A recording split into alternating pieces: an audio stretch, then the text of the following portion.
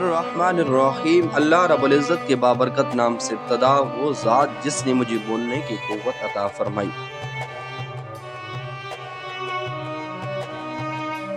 سنتے کانوں دیکھتی آنکھوں کو چشتی وائس کی جانب سے محبتوں برا سلام۔ معزز ناظرین و سامعین، ہمارا آج کا موضوع حضرت علقمہ رضی اللہ تعالی عنہ کا واقعہ اور ماں پر بیوی کو فوقیت دینے والوں کے لیے لمحہ فکریہ۔ تو موضوع کی جانب بڑھنے سے پہلے اگر آپ نے ہمارے چینل کو سبسکرائب نہیں کیا تو چینل کو سبسکرائب کر دیجئے اور بیل آئیکن کو دبا دیجئے تاکہ آپ کی اور ہماری محبت کا یہ رشتہ یوں ہی استوار رہے۔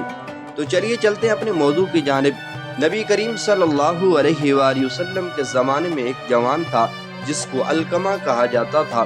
وہ بڑا ہی عابد و زاہد تھا، نماز، روزہ، صدقہ وغیرہ بڑی تندہی سے ادا کیا کرتا تھا۔ ایک وقت آیا کہ وہ بیمار ہو گیا اور مرض شدت پکڑ گئی، تو اس کی بیوی نے رسول اللہ صلی اللہ علیہ وآلہ وسلم کی خدمت اقدس میں ایک آدمی بھیجا کہ میرا خاوند علقمہ نزع کی حالت میں ہے، مجھ کو خیال آیا کہ اس کی حالت کی آپ صلی اللہ علیہ وآلہ وسلم کو اطلاع کر دوں۔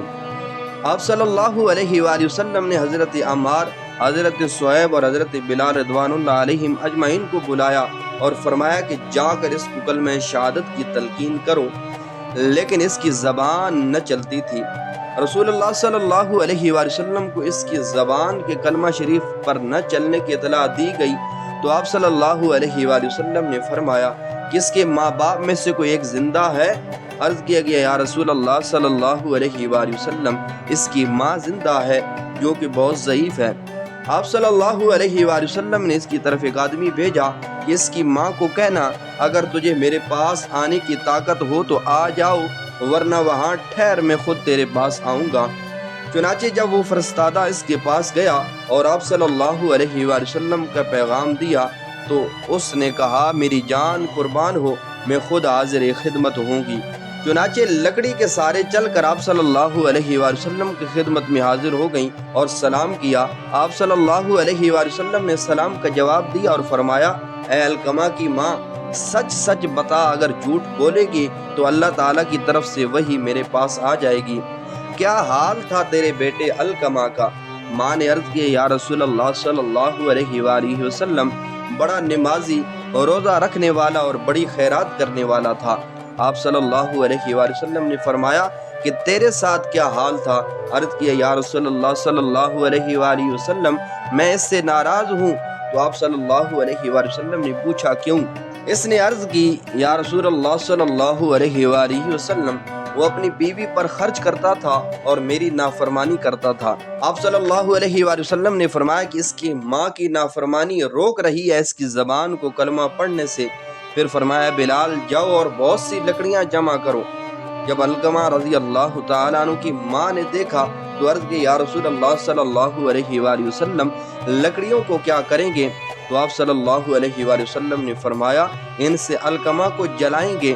اس عورت نے عرض کی یا رسول اللہ صلی اللہ علیہ وآلہ وسلم، وہ تو میرا بیٹا ہے، میرا دل برداشت نہیں کرتا کہ اس کو آپ صلی اللہ علیہ وآلہ وسلم میرے سامنے جلائیں۔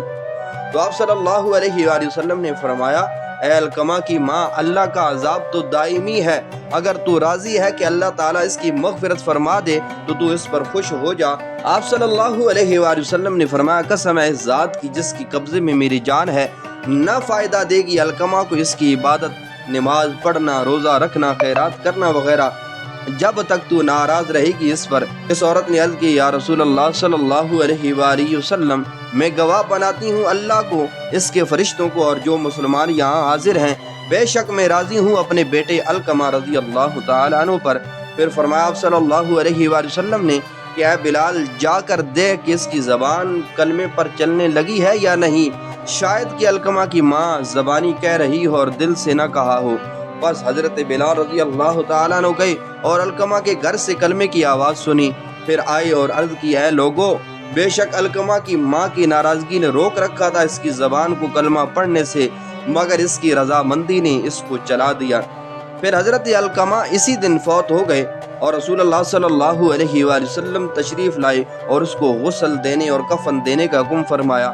پھر آپ صلی اللہ علیہ وآلہ وسلم نے اس کی نماز جنازہ پڑھی اور دفن کیا۔ پھر آپ صلی اللہ علیہ وآلہ وسلم نے ان کی قبر پر کھڑے ہو کر فرمایا اے مسلمانوں کی جماعت، جو ترجیح دے گا اپنی بیوی کو اپنی ماں پر تو اس کے اوپر لعنت ہے اللہ کی اور اس کے فرشتوں کی اور تمام لوگوں کی، نہ قبول کرے گا اللہ تعالیٰ اس کا کوئی فرض نہ نفل، مگر یہ کہ توبہ کرے اللہ تعالیٰ سے۔ اللہ رب العزت کی ذات ان واقعات کو سن کر سمجھ کر ان سے سبق حاصل کرنے کی توفیق عطا فرمائے۔ ساتھ سنے وفا کی تو اگلی ویڈیو میں پھر ملاقات ہوگی۔ السلام علیکم ورحمۃ اللہ وبرکاتہ۔